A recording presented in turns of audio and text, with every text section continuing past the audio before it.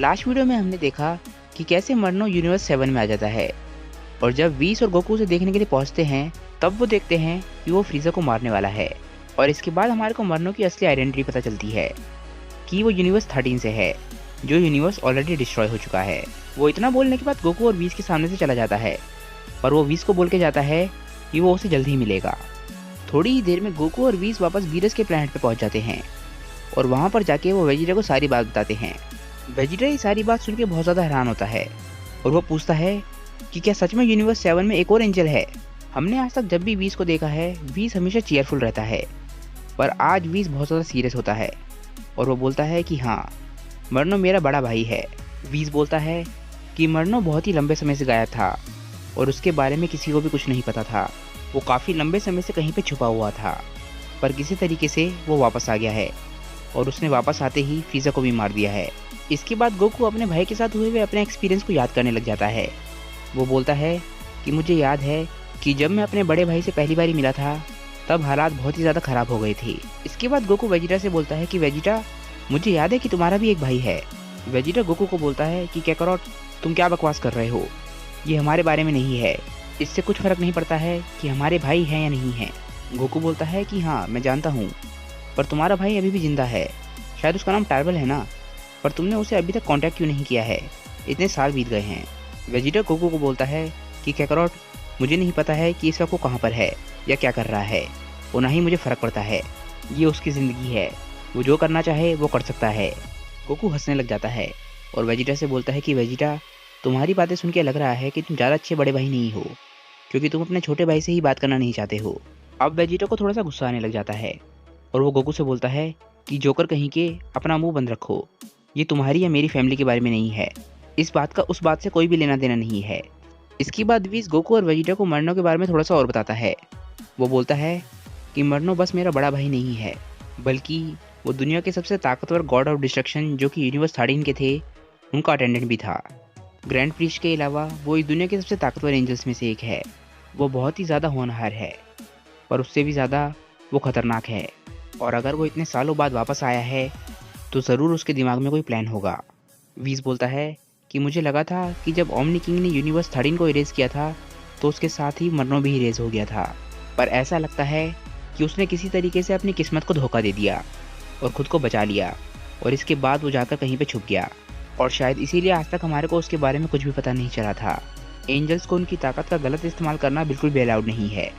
हम एंजल्स का लॉ हमें किसी के खिलाफ लड़ाई में पूरी ताकत का इस्तेमाल करने की इजाज़त नहीं देता है, और अगर मरनो कुछ प्लान कर रहा है तो वो एंजल्स का कोड ब्रेक करने वाला पहला एंजल होगा। मुझे ऐसा लग रहा है कि वो छुपकर कुछ बहुत ही बड़ा प्लान कर रहा है। गोकू ये सब कुछ सुन के बहुत ही ज़्यादा हैरान रह जाता है। वो बोलता है कि क्या वो सच में इतना ज़्यादा ताकतवर है, मुझे विश्वास ही नहीं हो रहा है कि किसी ने ओमनी किंग की ताकत को अवॉइड कर दिया हो।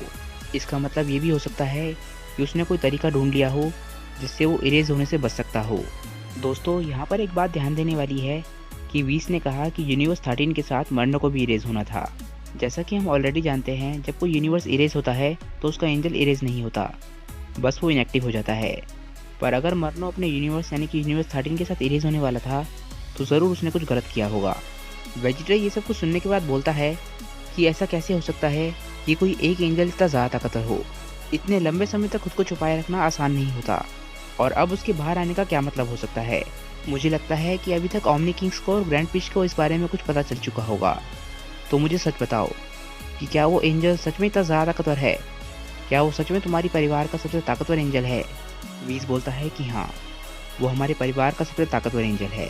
व्हीस बोलता है कि ओमनी किंग के गुस्से से खुद को बचा पाना इम्पॉसिबल है, फ्रीज़र को मारना अलग बात है, पर इतने लंबे समय तक खुद को छुपाए रखना और अपनी ताकत को दबाते हुए इतने लंबे समय तक छुपे रहना, ये अलग बात है। ज़ेनोसामा से ऊपर कोई भी नहीं है, ना ही मेरे डैड, ना ही मेरे भाई और बहन, कोई भी नहीं। मरनो ने ज़रूर कोई तरीका ढूंढ लिया है जिससे वो ओमनी किंग से बच सकता है। मुझे लगता है कि ये इकलौता रास्ता है जिससे वो बचा होगा। एक बारी अगर ओमनी किंग ने कुछ सोच लिया हो तो उसे मिटाया नहीं जा सकता है, और वो होके ही रहता है। अगर ज़ेनोसामा ने मेरे भाई को और उसके यूनिवर्स को इरेज करने का फैसला कर लिया था तो इससे क्लियर है कि उन्हें मरनो को ज़िंदा रखने में कोई इंटरेस्ट नहीं था, और अगर मरनो को इस बारे में पहले से ना पता होता तो वो खुद को बचा नहीं पाता। मरनो ने उस समय ऐसी टेक्निक्स को सीखना शुरू कर दिया था जो नॉर्मल से बिल्कुल अलग थी, और इसीलिए वो इतना ज़्यादा ताकतवर था। मर्नो ने खुद को ऐसी नई चीज़ें सीखने के लिए डिवोट कर रखा था, ऐसी चीज़ें जो कि एंजल्स को बिल्कुल भी सिखाई नहीं जाती हैं। तभी हमारे हीरोज़ को एक आवाज़ आती है। मर्नो आखिरकार वीरस के प्लैनेट तक पहुँचने में कामयाब हो जाता है और वो बोलता है कि अच्छा, तो व्हीस तुम यहाँ पर रहते हो। गोकू, वेजिटा और व्हीस तीनों मर्नो को देख के हैरान रह जाते हैं। मर्नो अपने पोर्टल से निकल के आ रहा होता है और बोलता है कि ये वैसा तो नहीं है जैसा मैंने सोचा था, पर मुझे लगा था कि तुम अपने डिस्ट्रॉयर के साथ रह रहे होगे। व्हीस मर्नो को यहाँ पर देख के हैरान होता है और बोलता है कि मर्नो, तुम्हें इस जगह के बारे में कैसे पता चला?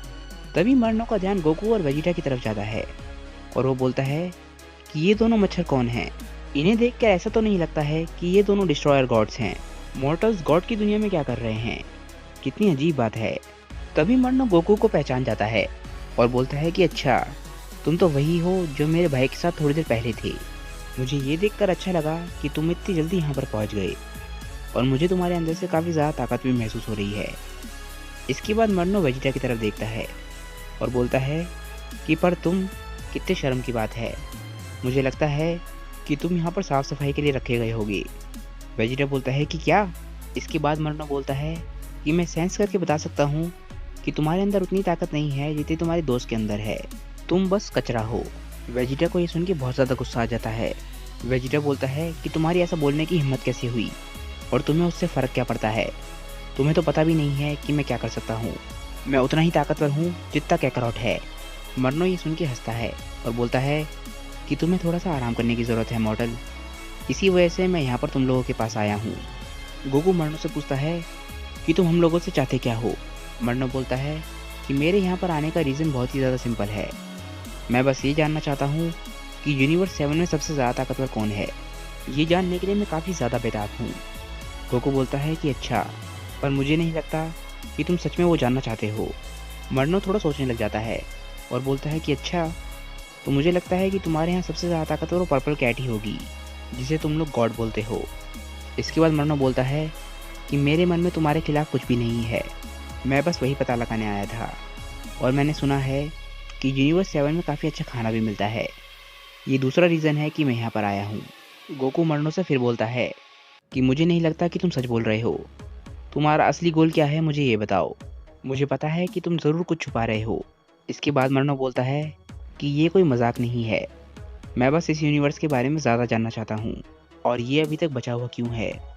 इस यूनिवर्स का मॉडल लेवल बहुत ज़्यादा कम है, तो मुझे लगता है कि इस यूनिवर्स में बहुत सारे सीक्रेट्स होंगे। मर्नो की बातों से पता चल रहा है कि वो यूनिवर्स 7 से नफरत करता है। वो ये जानना चाहता है कि यूनिवर्स 7 के मॉडल लेवल इतना कम होने के बाद भी वो बचा हुआ कैसे है। मर्नो के हिसाब से यूनिवर्स 7 में ज़रूर कोई सीक्रेट है जिसकी वजह से यूनिवर्स 7 अभी तक बचा हुआ है और मर्नो शायद इसी वजह से बाहर आया है कि वो पता लगा सके कि यूनिवर्स 7 अभी तक बचा हुआ क्यों है। मर्नो पता नहीं कितने हज़ारों सालों से छुपा हुआ है, तो क्लियरली उसके पास कोई प्लान है और अभी हमारे को उसकी ताकत के बारे में भी ज़्यादा कुछ नहीं पता है और धीरे धीरे करके हमारे को ये सारे राज पता चलेंगी।